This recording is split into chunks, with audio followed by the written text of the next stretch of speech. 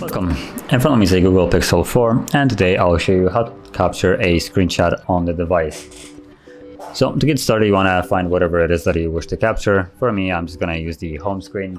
And once you have it open, all you need to do is just hold the power key and volume down.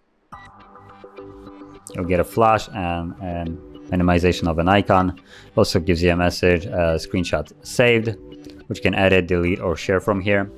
And there's also another way of doing it by holding a power key. And when you have the boot option, you also have a screenshot, so you can just tap on it and does the same thing. Now the screenshots can be found in your photo gallery, so let's open that up, wherever it is there. Next, keep up. And when you go into the album, you'll find a screenshot album with 2 photos that we have taken, or screenshots. So that's where you can find them.